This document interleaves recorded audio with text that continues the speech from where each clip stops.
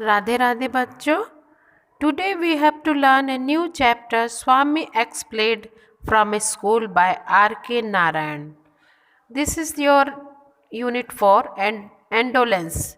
This unit name is endolence. Endolence means किशोरावस्था. किशोरावस्था means जब बच्चे 12 से 20 वर्ष के बीच की जो आयु होती है उसे हम किशोरावस्था कहते हैं. ये किशोर अवस्था जो होता है इसमें बहुत तरह के फिजिकली और मेंटली चेंजेस आते हैं, जिससे बच्चों का नेचर, उनका कैरेक्टर जो है बहुत टर्निंग वे पे जाता है. तरह तरह के मोड़ आते हैं. कुछ बच्चे ज़्यादा एक्साइटेड हो जाते हैं, थोड़े नॉटी हो जाते हैं, थोड़े उद्दंड हो जाते हैं, जिद करते हैं. और कभी कभी बच्चों में एक जिद एक अच्छी चीज़ है. कभी उसका प्लस पॉइंट अगर हम लिया जाए तो ऐसा होता है कि जिद से हम बहुत बड़े बड़े काम कर लेते हैं, लेकिन इसे साइड इफ़ेक्ट ये भी है कि जिद की वजह से हम मिसगाइड अगर हो जाते हैं, रास्ते से भटक भी जाते हैं. तो इस यूनिट में आप लोग का इसे मेंशन करने का मतलब ही यही है कि आप जिस उम्र के दौर से गुजर रहे हैं, ऐसे ही एक कैरेक्टर है स्वामी. तो स्वामीनाथन को यहाँ पे इस चैप्टर में इस अवस्था का जो चेंजेस है उसको बताने के लिए हमारे आर के नारायण साहब ने एक उदाहरण दिया, एक एग्जाम्पल दिया. तो आइए हम पढ़ते हैं Swami explained from school by R K Narayan. सबसे पहले आर के नारायण के बारे में थोड़ा जान लीजिए. आर के नारायण जो है वो हमारे बहुत ही ग्रेट ऑथर है, बहुत ही ग्रेट राइटर है, जो है रहते हैं इंग्लिश के, और उन्होंने बहुत बड़े बड़े काम किए हैं. उनका एक बहुत ही फेमस नॉवेल था मालगुडी डेज़. मालगुडी डेज़ जो है, मालगुडी एक उनका इमेजिंग विलेज था, गांव था, जहाँ पे स्वामी और उनके फ्रेंड ने बहुत सारी नॉटीनेस किए थे, बहुत से शरारत किए थे. और उनका एक और फिक्शन था जिसका नाम था स्वामीनाथन एंड देयर फ्रेंड्स. ये जो स्टोरी है इसी फिक्शन से लिया गया है. तो अब हम पढ़ते हैं. इसमें इम्पॉर्टेंट कैरेक्टर, 4 इम्पॉर्टेंट कैरेक्टर है. पहला स्वामीनाथन है जो कि एक नॉटी बॉय है. दूसरा उसके स्कूल के हेड मास्टर प्रिंसिपल है. थर्ड है पियोन, और स्वामीनाथन का एक दोस्त है राजम. तो अब हम पढ़ते हैं स्वामीनाथन की शरारतें और उसका पनिशमेंट. क्लासरूम में जैसे इंटर करते हैं प्रिंसिपल, उनके चेहरे पे हल्का सा गुस्सा है और उनका आँख बता रहा है जैसे कुछ गलत हुआ है उस दिन, और वो बहुत गुस्से से क्लासरूम में इंटर करते हैं और कुछ बच्चों को बेंच के ऊपर खड़ा कर देते हैं और कहते हैं कि आप लोगों को जो ये विशेष सम्मान दिया जा रहा है, आपको पता है ना आपके इस सम्मान देने का कारण क्या है?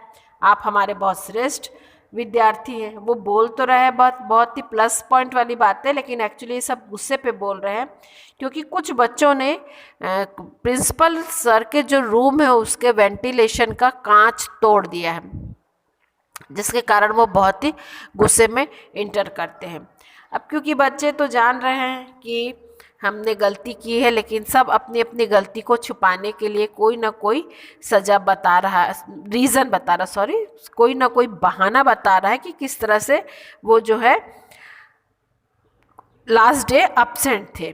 पहले बच्चा कहता है कि सर मैं तो स्कूल के लिए घर से निकला ज़रूर था, लेकिन बीच रास्ते में किसी ने मुझे कहा कि आज स्कूल बंद है और मैं स्कूल नहीं आया, वापस चला गया. तो सर बहुत गुस्सा में आते हैं और कहते हैं कि तुमको अगर कोई लोफर या बदमाश बच्चा ये कह दे कि स्कूल बंद है तो तुम स्कूल नहीं आओगे?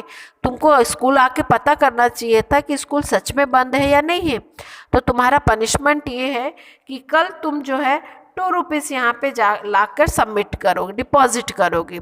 2 रुपये है ना, उस ज़माने में 2 रुपये की कीमत बहुत ज़्यादा थी बच्चों, इसलिए आप लोग इस बात को लाइटली मत लीजिए कि 2 रुपये बहुत बड़ी बात थी. फिर एक बच्चा कहता है कि मेरे सिर में दर्द था. फिर एक बच्चा कहता है मेरे पेट में दर्द था. और जो लास्ट नंबर 5 वाला बच्चा तो बहुत ही मज़ेदार बहाना बनाता है, कहता है कि मेरी दादी माँ का देहांत हो गया था, है ना. तो सर कहते हैं कि ठीक है, तुम्हारी दादी माँ का देहांत हो गया था तो तुम अपने पापा से एक लेटर लिखा के लाओ जिसमें वो कॉज मेंशन होना चाहिए। तो कहता है कि नहीं, हमारे घर में सब अनएजुकेटेड थे। तो ठीक है, तुम अपने पड़ोसी से लिखा के लाओ। तो कहता है कि नहीं सर, हमारे घर में हमारे पड़ोसी भी जो है वो भी इलिटरेट है, वो भी अनपढ़ है, वो लिख के नहीं दे पाएंगे। तो ठीक है, तुम अपने अड़ोस पड़ोस किसी से भी कुछ भी लिखवा के लाओ तो भी वो राज़ी नहीं होता है। तो ठीक है, वो पियोन को भेजते हैं साथ में और बोलते हैं कि जाओ इसके घर जाओ और पता करके आओ कि इसकी दादी का सच में देहांत हुआ था या झूठ बोल रहा है। तो वो डर जाता है कि अब ये तो मेरे साथ घर जाएगा पियोन और सच्चाई पता चल जाएगी। तो कहते हैं कि नहीं नहीं सर, यहाँ नहीं हुआ था, ये हमारे गांव में, दूर के गांव में जो एक दादी रहती थी वो दादी का देहांत हो गया है।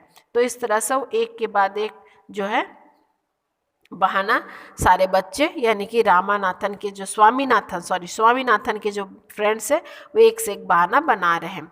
इतने में अब बारी आती है स्वामीनाथन की। अब स्वामीनाथन जो है बहुत ही असहाय महसूस कर रहा है, क्योंकि उसे तो पता है कि काम तो उसने किया है, बदमाशी तो उसने की है, तो आज तो उसकी पिटाई श्योर है। तो जब उनके प्रिंसिपल पूछते हैं तो पहले तो वो भी इसी तरह का बहाना बनाता है, लेकिन लास्ट में कोई उपाय नहीं है कि हाँ भाई हम स्कूल नहीं आए हैं। तो उसे पियोन को कंफर्मेशन के लिए पियोन को बुलाया जाता है। पियोन आते हैं और वो जो है उसे आइडेंटिफाई करते हैं कि नहीं, ये सारे बच्चों के साथ स्वामीनाथन भी था और इसी ने पत्थर फेंककर आपका वेंटिलेशन का कांच तोड़ा है।